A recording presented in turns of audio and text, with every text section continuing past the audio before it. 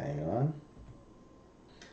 I love the ACT. You know, I've written the ACT before, and while I wrote it, I smiled to myself with happiness because I enjoyed it, okay? I can enjoy it while other people stress out about it because I know a few things. You cannot lose. That's one of the things you need to know about the ACT. You cannot possibly lose. It's like Wayne Gretzky who said, you miss every shot that you don't take. Do I have to start again? I do. This sucks. Or is it wonderful? It's either wonderful or it sucks. One or the other. Let's stop recording. One thing that's interesting is the math questions start off easy and they get harder and harder. Now, if you're trying to get a really high mark, you're going to be trying to get every question right, including the hardest ones. And one of the problems with the hard questions is that some of them are hard. Interesting, isn't it? There's a way to have an edge on the math test that a lot of people don't know about. I'm going to tell you what that is right now. If you were on the real ACT test, it's time for math, they say go. Don't start the beginning. You got 60 minutes. You've got about a minute per question. It's only going to take you 30 seconds or less for these early questions.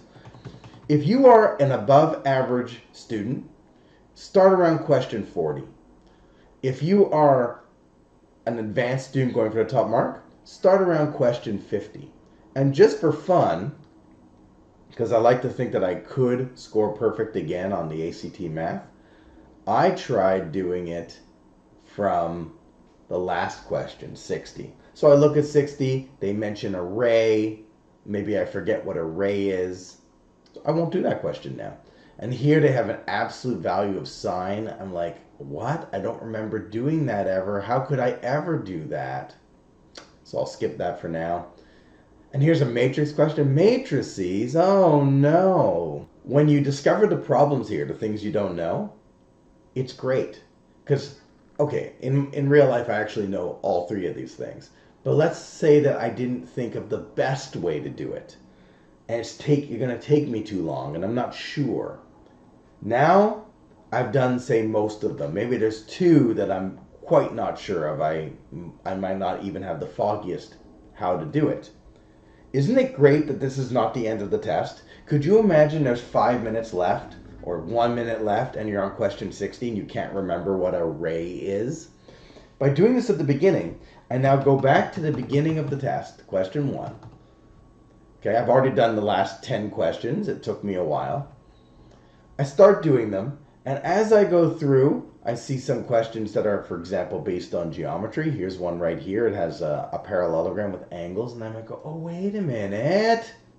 Rays? Bisecting like the sun's rays? Okay, fine. I remember what a ray is. And now I've had time during the math test for the back of my mind, my subconscious, you might say, to have been working on the problem.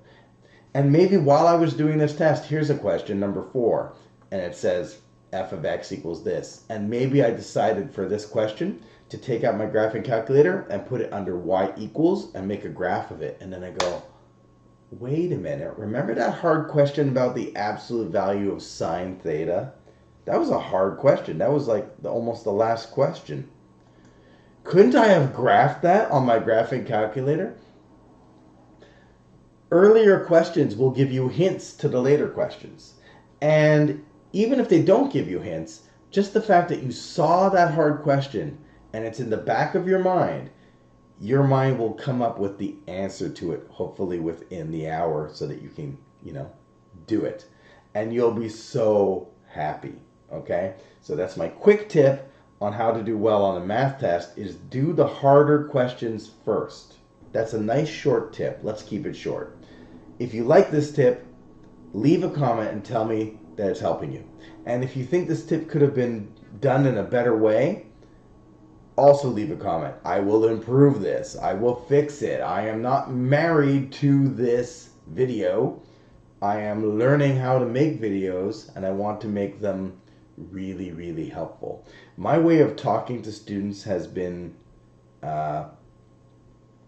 incredible. Like, people have been learning a lot and really improving, and I'm so happy about that. And I'm getting very, very serious about proliferating my message.